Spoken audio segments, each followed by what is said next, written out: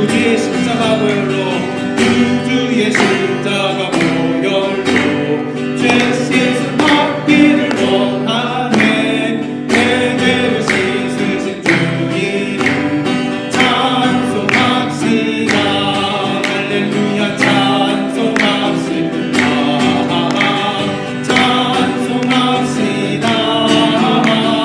내 죄를 씻으신 주님 찬송합시다. 죄악을 속하여 주신 주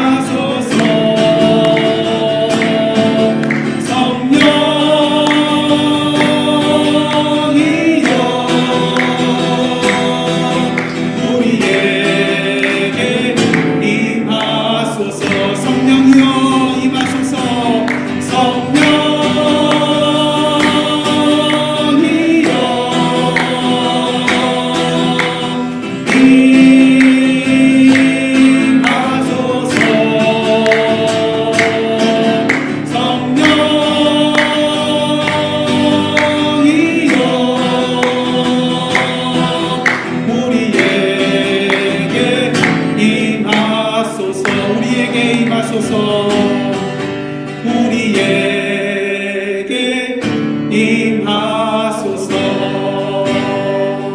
고열을 지나 하나님 품으로, 고열을 지나 아버지 품으로, 고열을 지나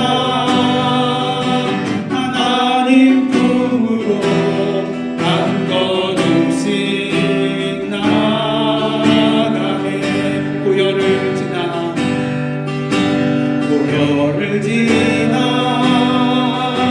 하나님 품으로, 고열을 지나 아버지 품으로, 고열을 지나 하나님 품으로 한 걸음씩 나아가네. 존귀한 주 보혈이 내 영을 새롭게 하시네. 존귀한 주 보혈이 내 영을 새롭게 하네. 고열을 지나 하나님 품으로, 고열을 지나 아버지 품으로, 고열을 지나 하나님 품으로 한 걸음씩 나아가네. 고열을 지나 하나님 품으로, 고열을 지나 아버지 품으로, 고열을 지나 하나님 품으로 한 걸음씩 나아가네. 존귀한 주 보혈, 존귀한 주 보혈이 내 영을 새롭게 하시네. 존귀한 주 보혈이 내 영을 새롭게, 존귀한 주 보혈, 존귀한 주 보혈이 내 영을 새롭게 하시네. 존귀한 주 보혈이 내 영을 새롭게 하네. 정결한 마음 주시옵소서.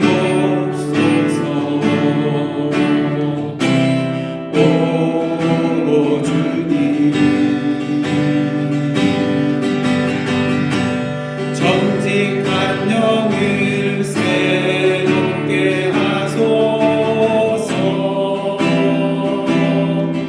정결한 마음 주시옵소서. 정결한 마음 주시옵소서.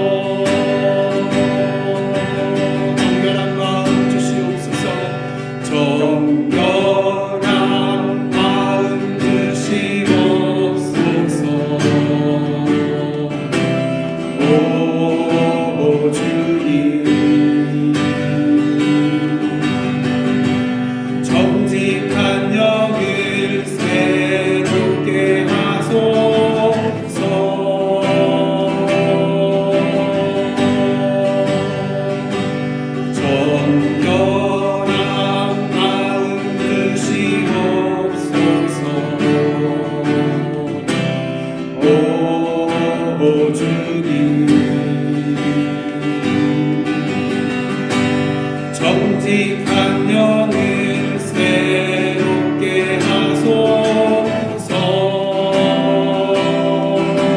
나를 주님 앞에서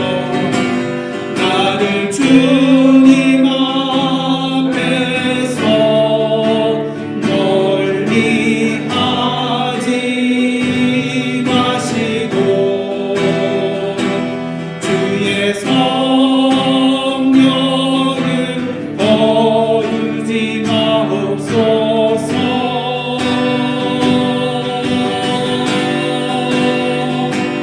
그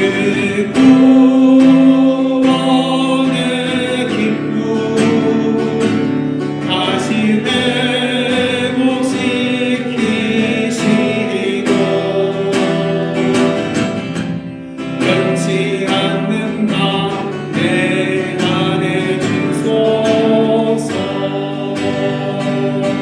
나를 주님 앞에서 나를 주님 앞에서 멀리 하지 마시고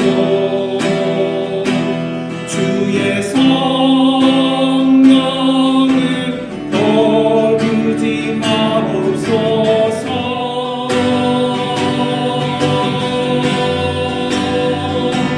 그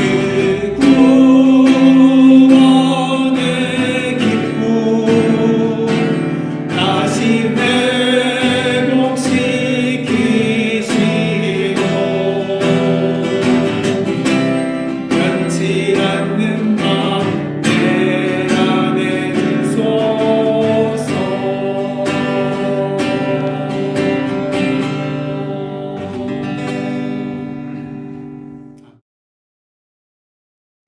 계속해서 저희들에게 주신 하나님의 말씀 사무엘하서 22장 1절로부터 7절까지의 말씀입니다. 여호와께서 다윗을 모든 원수의 손과 사울의 손에서 구원하신 그날에 다윗이 이 노래의 말씀으로 여호와께 아뢰어 이르되 여호와는 나의 반석이시오 나의 요새시오 나를 위하여 나를 건지시는 자시오 내가 피할 나의 반석의 하나님이시오 나의 방패시오 나의 구원의 뿌리시오 나의 높은 망대시오 그에게 피할 나의 피난처시오 나의 구원자시라 나를 폭력에서 구원하셨도다 내가 찬송받으실 여호와께 아뢰리니 내 원수들에게서 구원을 받으리로다 사망의 물결이 나를 애우고 불의의 창수가 나를 두렵게 하였으며 수월의 줄이 나를 두르고 사망의 올무가 내게 이르렀도다. 함께 분노하시겠습니다. 내가 반란 중에서 여호와께 아뢰며 나의 하나님께 아뢰었더니 그가 그의 성전에서 내 소리를 들으시며 나의 부르짖음이 그의 귀에 들렸도다. 아멘. 이는 하나님의 말씀입니다. 여러분 기본적으로 그리스도인으로서 생활 가운데 꼭 빠지지 말고 항상 해야 할 것이 있는데 그것이 무엇일까요? 뭐 여러 가지가 있죠. 기도, 예, 감사, 뭐 찬양, 뭐 말씀, 뭐 여러 가지 생활이 있습니다. 근데 그 중에 한 가지가 무엇이냐면 아까 말씀드린 말씀하신 것처럼 찬송입니다. 찬송. 그러게 시편 150편 기자는 뭐라고 말합니까? 이렇게 선포하죠. 호흡 있는 자마다 여호와를 찬양할지어다 할렐루야. 그래서 시편 150편 가장 마지막 절입니다. 이것이 결론이라고 할 수가 있겠죠. 호흡 있는 자마다 뭐 하라고요? 여호와를 찬양할지어다. 그런 의미에서 만약 우리의 생활 가운데 하나님을 향한 찬양이 없다면 이것은 무슨 적신호일까요? 영적으로 이상이 있다는, 영적인 건강에 이상이 생겼다는 적신호라고 할 수가 있다는 것입니다. 그런 의미에서 여러분은 얼마나 자주 찬양을 하고 계십니까? 혹시 세상적인 노래를 듣고 부르는 것보다도 찬양을 듣고 부르는 것이 더 적지는 않은가? 이 시간 한번 돌아봐야 될 줄 믿습니다. 만약 이 말씀에 대해서 마음이 뜨끔하시는 그런 분이 계시다면 여러분 이 시간 잘 오셨습니다. 왜냐하면 오늘 본문을 통하여서 우리가 왜 하나님을 찬양해야 하는가 그 궁극적인 이유를 오늘 이 시간 나눈 것이기 때문인 것입니다. 여러분 성경 인물 가운데 찬양하면 가장 먼저 생각나는 사람 누구일까요? 다윗이라고 할 수가 있을 것입니다. 왜요? 어려서부터 뭘 잘 탔죠? 빛과 수금을 잘 타가지고 수금을 잘 탔습니다. 그래서 사울이 악령이 들었을 때 어떻습니까? 다윗이 수금을 타면은 그 악령이 떠나갈 정도로 수금을 잘 탔습니다. 근데 여러분 다윗이 수금만 탔을까요? 수금 타면서 뭐 했을까요? 아마 노래도 했을 거예요. 어떤 노래였을까요? 하나님을 찬양하는 그런 찬양이었을 것입니다. 그리고 시편을 보면은 150편의 그런 시들이 나와 있는데 그 중에 절반 정도에 해당되는 73개의 시가 누구의 시일까요? 바로 다윗의 시입니다. 물론 다윗의 시들 중에는 찬양시 외에도 탄식의 시도 있어요. 그리고 시편 51편 같은 경우는 다윗이 밧세바를 범한 후에 나단 선지자가 왔을 때 지은 어떤 시죠? 하나님 앞에 뭐 하는 시죠? 회개하고 참회하는 시. 이런 참회의 시도 이 안에 들어 있습니다. 하지만 어떻습니까? 탄식의 시라고 할지라도 또 참회의 시라 할지라도 그 내용 마지막을 보면은 결국에는 하나님께서 자신을 건져주시고 인도해주시고 구원하여 주시고 긍휼과 자비를 베풀어 주시는 그런 하나님에 대해서 찬양하고 있는 것을 우리는 보게 되는 것입니다. 그 다음에 다윗이 이렇게 어떤 상황에서든지 어떤 시간에서든지 어떤 장소에서든지 이렇게 여호와 하나님을 찬양하며 노래할 수 있었던 이유는 도대체 무엇일까? 여러분, 만약 하나님께서 오늘 이 시간 오셔서 여러분에게 내가 다윗처럼 살 수 있는 기회를 너에게 주겠다 이렇게 한다면 여러분 그걸 받으시겠습니까? 사양하시겠습니까? 당연히 이스라엘의 왕이 되는 거 얼마나 좋습니까? 또 하나님의 마음이 어떤 사람이에요? 다윗은 마음에 합한 자잖아요. 그래서 이스라엘의 열왕들에 있어서 그 왕이 선하고 정말 충성되고 그리고 의로운 왕이었는지 기준이 되는 왕이 누구예요? 다윗이잖아요. 다윗이 모든 열왕들의 하나님 보시기에 선하고 또 정직한 왕이었는지 기준이 되는 왕이었어요. 그래서 이러한 다윗과 같은 자리에 오른다는 거 사실 그리스도인이라면 누구나 탐낼 자리예요. 그러다 보니까 어떻습니까? 자녀를 낳았을 때 우리 한인들의 2세를 보면은 어느 이름이 제일 많아요? 데이빗이 제일 많아요. 저희 아들도 데이빗이에요. 자기는 데이빗처럼 못 살았어도 아들만큼은 데이빗처럼 살게 하고 싶다는 그런 마음이 없지 않아 있었을 것입니다. 하지만 지금까지 저희들이 사무엘 상하서를 살펴본 바와 같이 다윗이 이스라엘의 2대 왕에 오르기까지 어떻습니까? 사울과 수많은 그런 대적들에게 쫓기는 그리고 생명의 위협을 당하는 그러한 일들을 겪었음을 우리는 보게 됩니다. 한마디로 광야 같은 그런 생활을 살았었죠. 근데 여러분 사실 다윗이 이렇게 오랜 기간 동안 쫓겨다니는 고난과 역경의 삶을 살 것이라고 상상했을까요? 아마 그런 상상을 하지 못했을 것입니다. 그러다 보니까 다윗의 시 중에 어떤 시가 있어요? 탄식의 시가 있는 거예요. 생각지도 않은 수많은 고난과 핍박과 어려움의 그런 연속 가운데 도대체 하나님의 뜻이 무엇인지, 도대체 하나님께서 나에게 말씀해 주신 그때는 언제인지, 어느 때까지 기다려야 하는지 의문이 들 때가 분명히 많았을 것이기 때문이죠. 만일 다윗과는 달리 다윗이야 어느 때 하나님께서 그 모든 것을 이루어 주실 것인가 아마 그 오랜 기간 동안 계속 그 순간순간마다 이제는 됐겠지 그런 마음속에서 버텨왔을지 몰라요. 하지만 만일 하나님께서 저희들이 이제 다윗이 어떤 삶을 살았는지 지금까지 다 살펴봤잖아요. 1년이 넘도록 살펴봤습니다. 이러한 가운데 하나님께서 또 다윗같이 살게 해줄까 하신다면 어때요?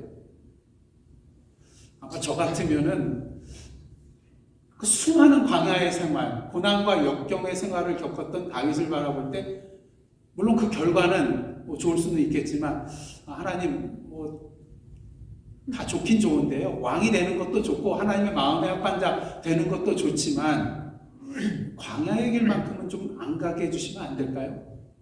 이러한 청을 드리지 않을까 생각을 해봅니다. 왜 그렇습니까? 그 광야의 길이 1, 2년 길이 아니었잖아요. 사울에게 쫓김을 당하는 도망자의 삶. 사울에게만 몇 년 동안 쫓겨다녔습니까? 적어도 10여 년 동안 쫓겨다녔어요.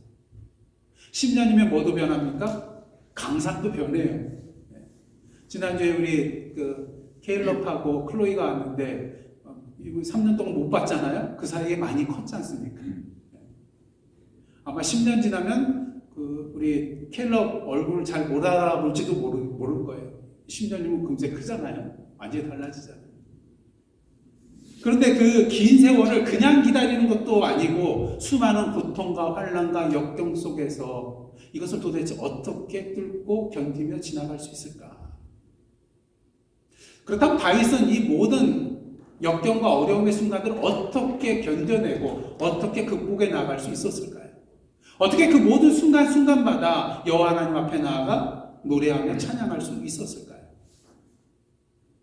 오늘 본문이 들어있는 사무엘하서 22장은요 다윗의 노래로 알려져 있는 노래입니다. 그래서 여러분이 오늘 1절부터 7절까지 읽다 보시면 어디하고 굉장히 비슷하다는 것을 느꼈을 거예요. 바로 시편 18편 말씀입니다. 다만 뭐가 다르냐 하면 시편 18편 1절은 어떤 말씀이 있어요? 나의 힘이신 여호와여 내가 주를 사랑하나이다. 이 구절만 빼고요 모든 시편 18편의 말씀이 사실은 오늘 사무엘하서 22장에 그대로 나와 있는 것을 볼 수가 있습니다. 다만 오늘 보면 22장 1절을 보면은 시편 18편의 표제에 해당되는 것이 1절로 들어와 있는 것을 보게 됩니다. 한번 오늘 본문 말씀 1절 한번 보도록 하겠습니다.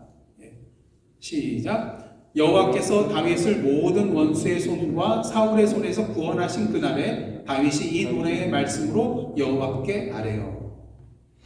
다윗이 이 노래를 왜 지었는지 언제 지었는지를 우리에게 분명히 알려주고 있습니다. 언제 지었습니까? 여호와께서 사울의 손과 많은 원수들의 손에서 구원해 주신 그날에. 그렇기 때문에 왜 이 노래를 지은 거예요? 하나님께서 구원해 주셨으니까. 기쁜 마음에서, 감사한 마음에서 이 노래를, 이 시를 짓게 되었다는 것이죠. 당연하죠. 하나님께서 구원해 주셨으니까. 하지만 오늘 본문을 포함해서 사무엘하서 22장 전체의 내용을 보면요. 다윗이 하나님을 찬양하는 궁극적인 이유가 단순히 구원해 주셨기 때문만이 아니라 그 결과만 놓고 찬양하는 것이 아니라는 것을 우리는 분명히 볼 수 있게 됩니다. 바라기는 이 다윗의 노래를 통해서 오늘도 우리가 하나님을 찬양해야 될 궁극적인 이유가 무엇인지 다시 한번 확인하시고 다윗처럼 어떠한 상황에서든지 어떠한 장소에서든지 여호와 하나님을 찬양하는 자리에 서시는 저와 여러분의 찬양의 삶이 되시기를 간절히 원합니다. 첫째로 우리가 찬양해야 될 이유는요, 광야는 절망의 장소가 아니라 하나님의 함께 하심과 임재를 체험하고 누리는 은혜의 장소이기 때문인 것입니다. 오늘 한국교회와 한국 기독교인들의 문제 중 가장 큰 문제가 무엇입니까? 매주 교회는 출석하고 있고요, 헌금도 내고요, 찬송도 하고 기도도 하고 성경 일독도 하고 여러 가지 선행도 하고 있습니다. 근데 실제의 삶 가운데 하나님을 바라보고 믿고 의지하는 모습이 점점 약해지고 있다는 거예요. 그 이유는 무엇일까? 대표적인 이유가요, 살만하거든요. 하나님 바라보지 않아도, 하나님 의지하지 않아도, 하나님 믿지 않아도 내가 뭔가 해결할 능력이 있는 것처럼 여겨지거든요. 내 손으로 다 해결이 되거든요. 그러다 보니까 문제가 무엇입니까? 세상에 큰 시험과 위험과 역경과 고난이 다가오는데 쉽게 무너지는 경향이 있다는 것입니다. 여러분, 한국교회 초대교회 역사를 한번 보시길 바랍니다. 그냥 세상에서 볼 때는 별 볼 일 없는 사람처럼 보이고 가진 것도 없고 세상 권력과 능력도 없는 사람들처럼 보여도 웬만한 시험과 고난과 역경에 흔들리지 않고 무너져 내리지 않았던 사람들이 바로 우리 한국교회 초대교회 성도들이었습니다. 그 이유는 무엇입니까? 힘들고 어려운 상황일수록 더욱더 오직 여호와 하나님만 바라보고 여호와 하나님만 의지하고 여호와 하나님만 믿고 붙들고 나아갔기 때문인 것입니다. 오늘 수많은 그리스도인들이요, 마치 하나님 없는 자처럼 살아가고 있습니다. 처음에는 믿음으로 시작합니다. 문제는 믿음 가운데 시작했다가 결국 세상의 능력과 세상의 그런 힘을 의지하며 나아갈 때가 많이 있다는 것이죠.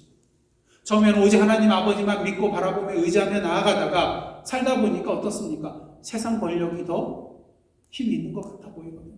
돈이면 다 해결되는 것처럼 보이거든요. 세상의 지식이 나에게 더 유익을 가져다 주는 것처럼 보이거든요. 그러다 보니까 내 손 안에 있는 것들, 내가 세상적으로 의지하고 바라보고 믿고 있었던 그 모든 것들이 하나씩 하나씩 내 손에서 빠져나가게 되면 어떻습니까?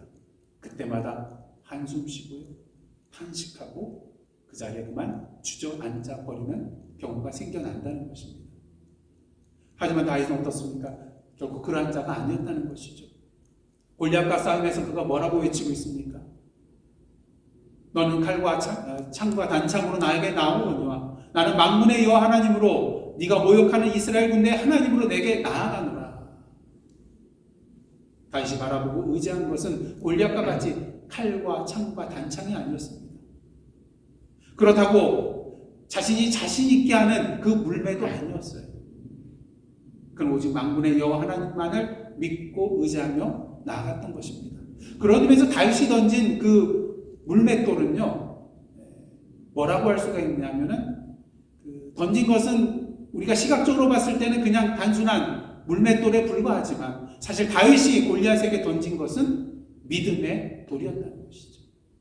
그 돌에 믿음을 실어서 던졌기 때문에 골리앗을 넘어뜨릴 수 있었다는 것입니다. 다시 말해서 자신의 그 물매 실력을 믿고 나아간 것이 아니라 그 자신의 물매질에 함께 역사하여 주셔서 능력으로 행하여 주실 그 하나님을 믿고 나아갔던 것이죠.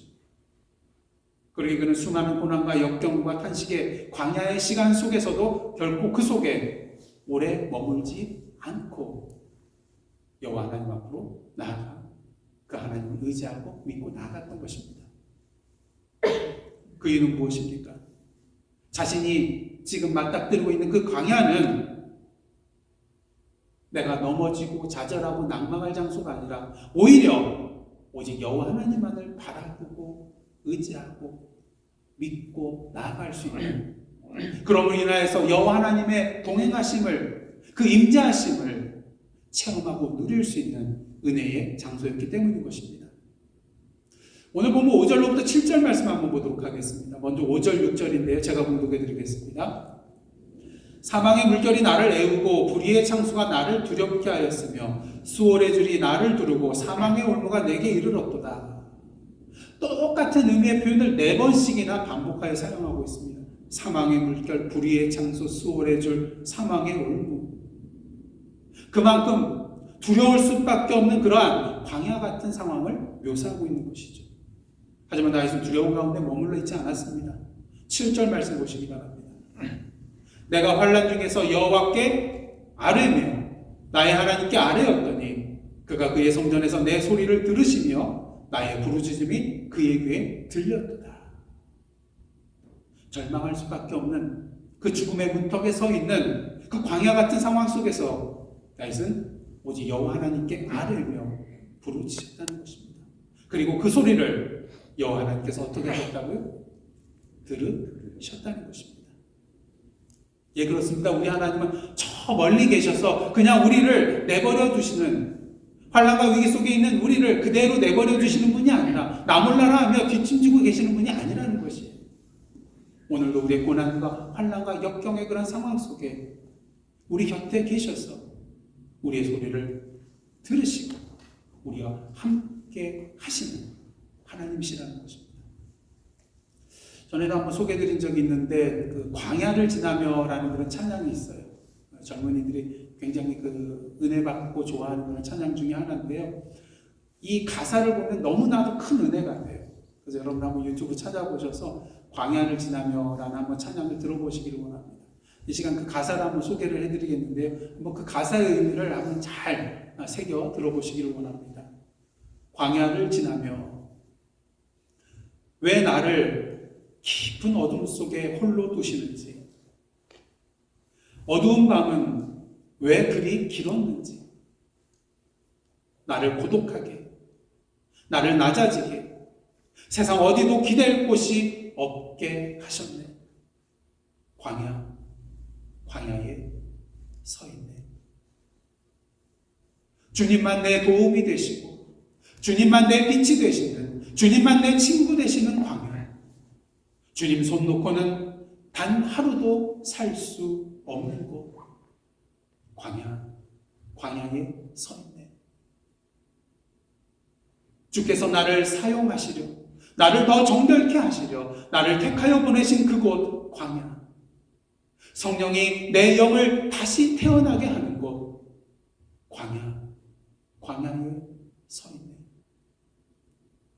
내 자아가 산산이 깨지고 높아지려 했던 내 꿈도 주님 앞에 내어놓고 오직 주님 뜻만 이루어지기를, 나를 통해 주님만 드러나시기를.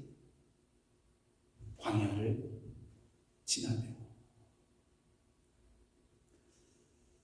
여러분 혹시 이 시간 절망의 순간에 계시다면, 낭망하고 계시는 그런 상황 속에 있다면, 광야에서 계시다면 더 이상 절망하거나 낭망하지 마시기를 원합니다.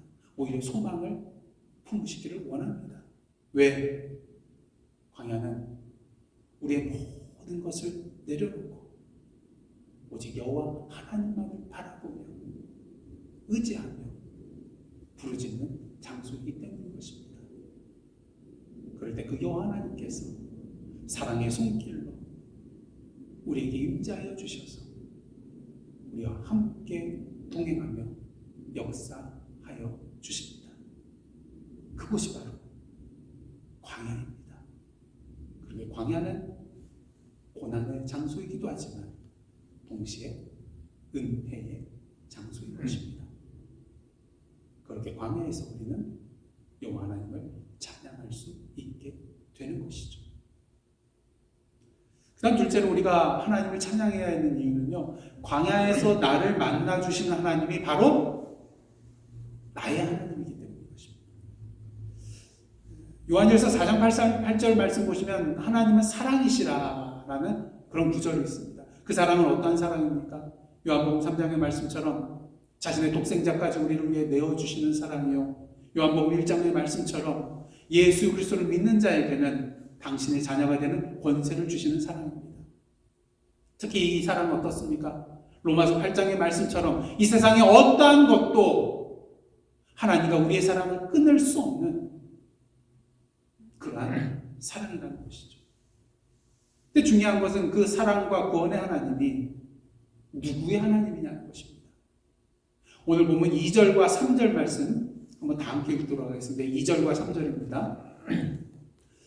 이르되 여호와는 나의 반석이시요 나의 요새시요 나를 위하여 나를 건지시는 자시요 내가 피할 나의 반석의 하나님이시요 나의 방패시요 나의 구원의 뿌리시요 나의 높은 망대시요 그에게 피할 나의 피난처시요 나의 구원자시라. 나를 폭력에서 구원하셨도다. 여기서 계속해서 반복해서 나오는 단어가 무엇입니까? 나의. 누구의 하나님이에요? 나의 하나님이라는 거예요. 그 사랑과 구원의 하나님이 다른 사람의 하나님이 아니라 바로 나 자신의 하나님이라는 거예요. 여러분, 어린 자녀들이 힘들고 어렵고 슬픈 일이 있을 때 누구에게 달려갑니까? 당연히 엄마 아빠에게 달려가죠. 왜요? 나의 엄마거든, 나의 아빠거든. 다른 사람은 몰라줘도 나의 엄마, 나의 아빠는 내 마음을 알아줄 거라고 믿거든요.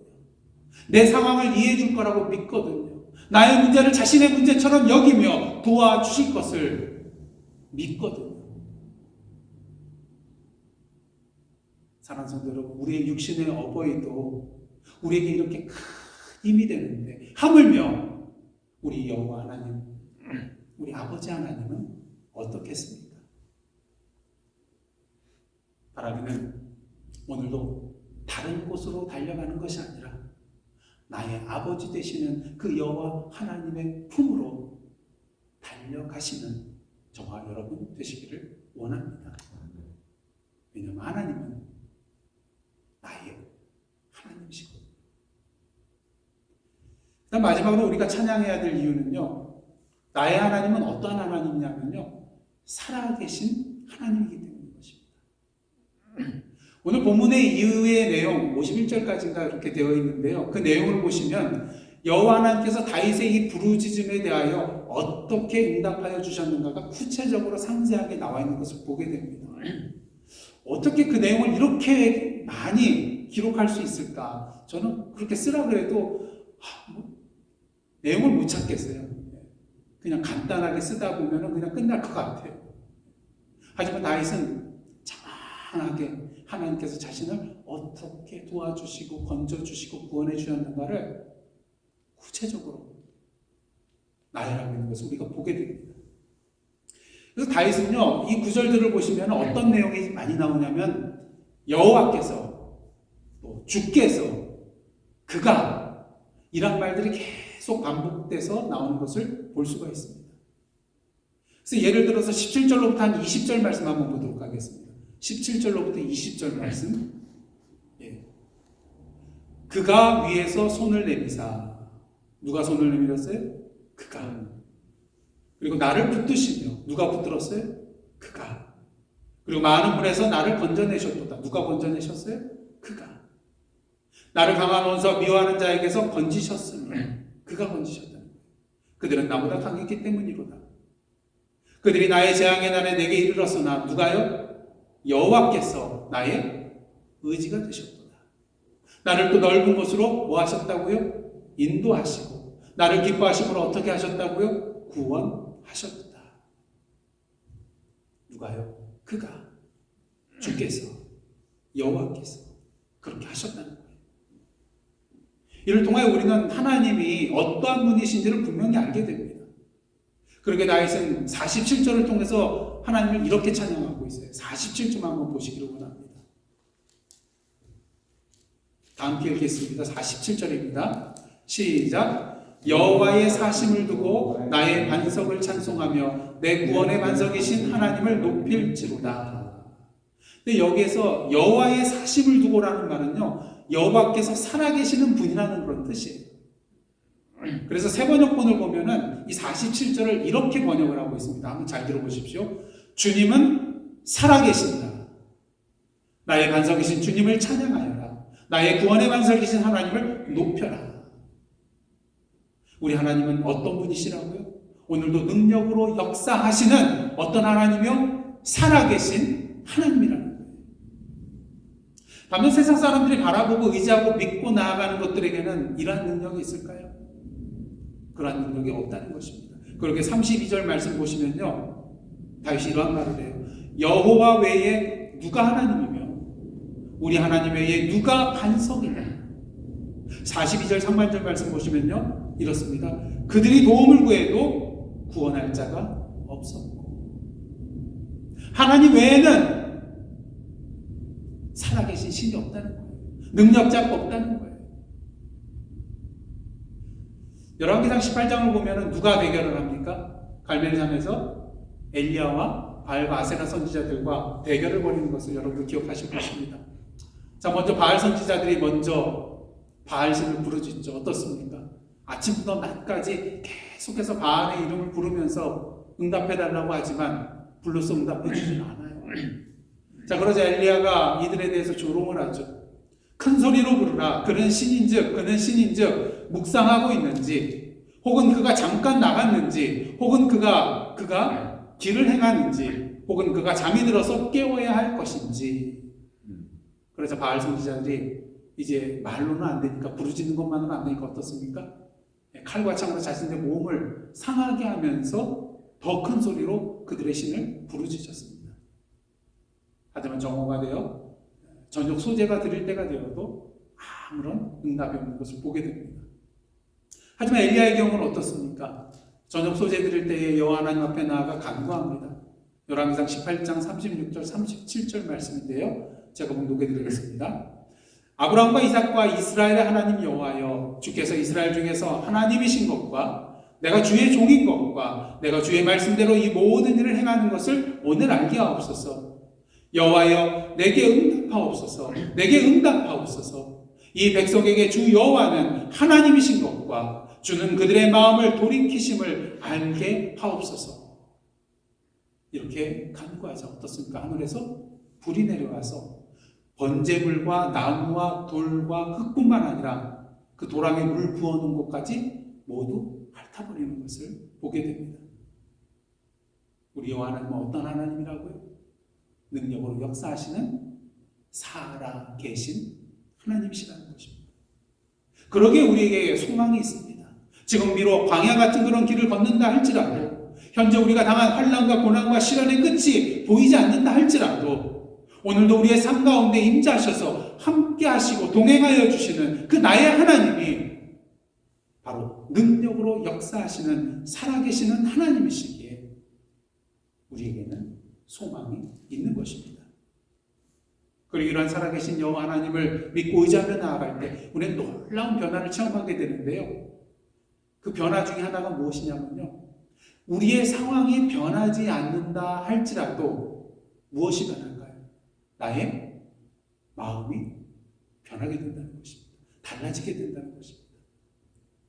전에 한번 말씀드렸죠. 제가 10여 년 전쯤에 새벽 기도에 가려고 운전해가지고 이제 워킹한 길이었는데 올라가고 있었는데 그때 뭐 날씨가 너무 안 좋아가지고요, 막 천둥 번개가 치고 비바람이 그냥 몰아치는 그런 때였어요.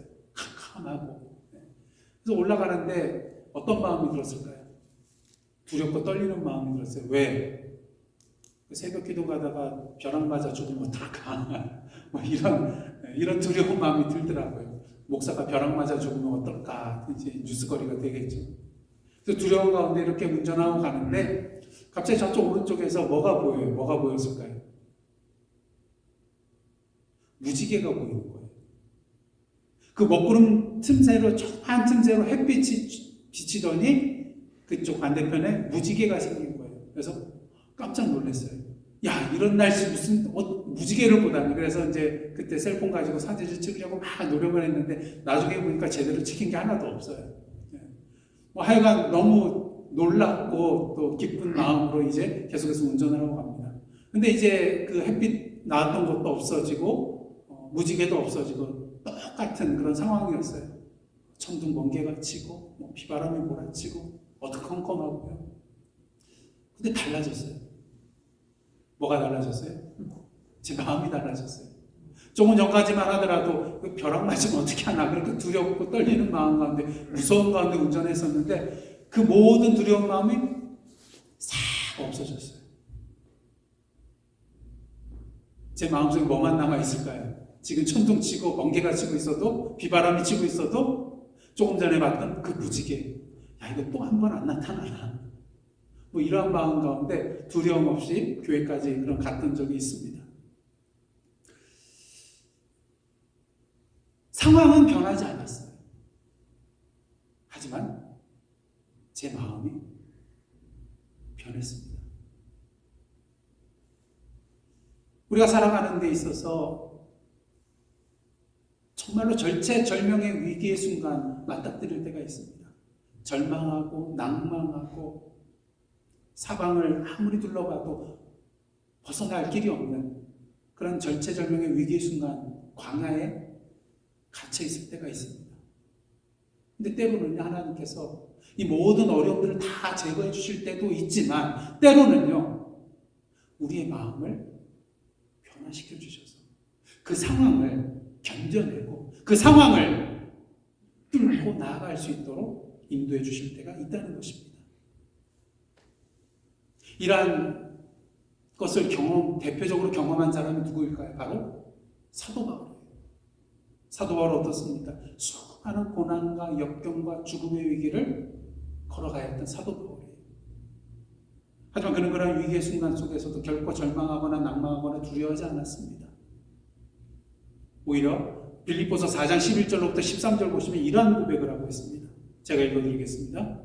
내가 궁핍함으로 말하는 것이 아니니라. 어떠한 형편에든지 나는 자족하기를 배웠노니 나는 비천에 처할 줄도 알고 풍부에 처할 줄도 알아. 모든 일, 곧 배부름과 배고픔과 풍부와 궁핍에 도처할 줄 아는 일체의 비결을 배우노라.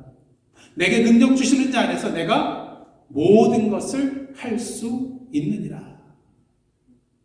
많은 사람들이 내가 모든 것을 할 수 있느니라 이런 말 속에서 무엇을 생각하냐면요, 내가 무슨 일이든 다 할 수 있다, 이런 쪽으로만 많이 생각을 하는 것 같아요. 하지만 여기서 내가 모든 일을 할 수 있느니라 이 고백에 가장 첫 번째 해당되는 건 뭐냐면요, 어떤 고난과 역경과 어려움이 몰려온다 할지라도 이것을 내가 견뎌낼 수 있다는 거예요. 이겨낼 수 있다는 거예요. 그에게는 감옥에 갇혀서도 뭐 할 수 있었어요? 기도하고 찬송할 수 있었다는 거예요. 감옥에서도 기뻐할 수 있었던 것입니다. 다윗도 이러한 삶을 살았습니다. 그 대표적인 내용이 시편 23편에 나오잖아요. 여호와는 나의 목자시니 내게 부족함이 없으리로다. 그렇게 사망의 음침한 골짜기를 다니시라도 해를 두려워하지 않습니다. 왜? 주님께서 당신의 지팡이와 막대기로 나를 지켜주실 것을 알고 있었기 때문인 것이죠. 이제 말씀 정리하도록 하겠습니다. 다윗은 사무엘하서 22장을 통하여서요, 하나님께 노래하고 찬양하고 있습니다. 그 이유는 무엇입니까? 비록 고난과 핍박과 두려움의 광야를 지난다 할지라도 그 광야는 어떠한 장소예요? 여호와 하나님만 바라보고 믿고 의지하는, 그러기에 여호와 하나님의 동행하여 주심과 임재를 체험하는 어떠한 장소라고요? 은혜의 장소가 되기 때문이라는 것을 알 수가 있습니다.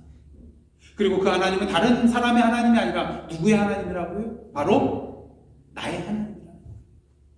그리고 마지막으로 그 나의 아버지 하나님은 오늘도 능력으로 역사하여 주시는 어떤 하나님이라고요? 살아계신 하나님이라는 것입니다. 그렇게 다윗은 사무엘하서 22장 가장 마지막 50절, 51절을 통해서 이렇게 찬양하고 있습니다. 한번 다 함께 한 목소리로 공독하시겠습니다. 50절, 51절입니다. 시작. 이러므로 여호와여, 내가 모든 민족 중에서 주께 감사하며 주의 이름을 찬양하리이다. 여호와께서 그의 왕에게 큰 구원을 주시며 기름 부음 받은 자에게 인자를 베푸시며 영원하도록 다윗과 그 후손에게로다 하였더라. 마지막을 보면 누구와 누구에게로요? 다윗과 그 후손에게. 그렇다면 영적으로 봤을 때 그 후손은 누구입니까? 바로 저와 여러분이라고 할 수가 있어요. 여호와께서 그의 왕에게 큰 구원을 주시며 기름 부음을 받은 자에게 인자를 베푸시며 영원하도록 다윗과 그 후손에게로다. 바로 저와 여러분이 영적인 다윗의 후손입니다. 그리고 오늘도 우리가 해야 할 일은 무엇입니까? 다윗과 같이 여호와 하나님께 노래하고 찬양하는 것입니다. 바라는 오늘도 영적인 다윗의 후손으로서 사무엘하서 22장의 다윗의 노래와 찬양이 바로 오늘 저와 여러분의 노래와 찬양이 되시기를 주님의 이름으로 축복합니다. 아멘. 매일매일 이 사무엘하서 22장의 찬양을 부르며 하나님 앞에 나아가시는 저와 여러분의 복된 삶 되시기를 원합니다. 함께 기도하시겠습니다. 우리의 찬양을 받으시기에 합당하신 아버지 하나님, 비록 광야를 지나는 가운데 있다 할지라도 오늘도 살아계셔서 능력으로 역사하시는 나의 아버지 하나님의 임재와 동행하여 주심을 체험하고 누림으로써 사무엘하서 22장의 다윗의 노래와 찬양이 우리의 노래와 찬양이 되는 은혜를 누리는 저희들의 복된 삶 되게 하여 주옵소서. 예수님의 이름으로 기도드리옵나이다. 아멘.